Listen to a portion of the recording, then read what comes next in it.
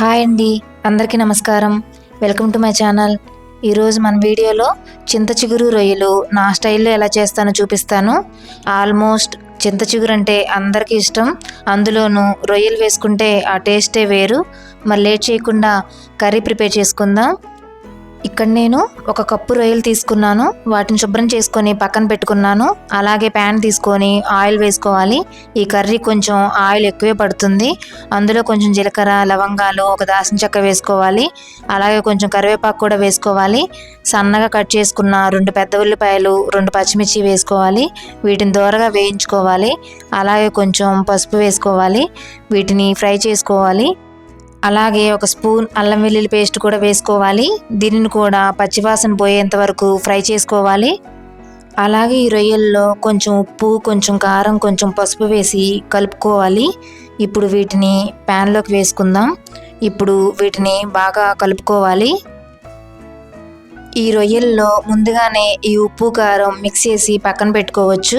వీటిని అటు ఇటు కొంచెం సేపు కలిపి మూత పెట్టుకోవాలి. ఇందులో ఉండే వాటర్ అంతా బయటకు వచ్చేస్తుంది. ఒక 5 నిమిషాలు ఇలా ఉడికించుకోవాలి. వాటర్ పోయేంత వరకు ఉంచి రుచికి సరిపడా ఉప్పు, కొంచెం కారం వేసుకోవాలి. ఇప్పుడు దీన్ని బాగా మిక్స్ చేసుకుందాం. ఉప్పు, కారం వేసుకున్నాక ఒక 5 నిమిషాలు మీడియం ఫ్లేమ్లో పెట్టి కుక్ చేసుకోవాలి. అప్పుడు మనకి రొయ్యలు బాగా కుక్ అయిపోతాయి.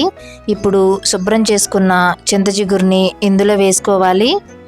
నేనైతే 1 కప్పు చింత చిగురు వేసుకుంటున్నాను. మీకు ఎంత కావాలో అంత చూసుకొని వేసుకోండి. ఇప్పుడు వీటిని బాగా కలుపుకోవాలి. దీన్ని మిక్స్ చేసుకున్నాక 1 కప్పు వాటర్ పోసుకుంటున్నాను. వాటర్ వేసుకుంటే కర్రీ మనకి గట్టిగా లేకుండా జ్యూసీగా ఉంటుంది. అప్పుడు టేస్ట్ బాగుంటుంది. ఇప్పుడు దీన్ని ఒక 5 నిమిషాలు మూత పెట్టి మీడియం ఫ్లేమ్లో ఉడికించుకోవాలి. అలాగే కొంచెం గరం మసాలా వేసుకోవాలి.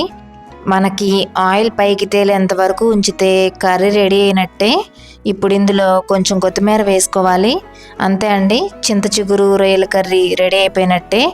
ఈ కర్రీ వైట్ రైస్లోకి అయితే చాలా బాగుంటుంది. నచ్చితే మీరు కూడా ట్రై చేయండి.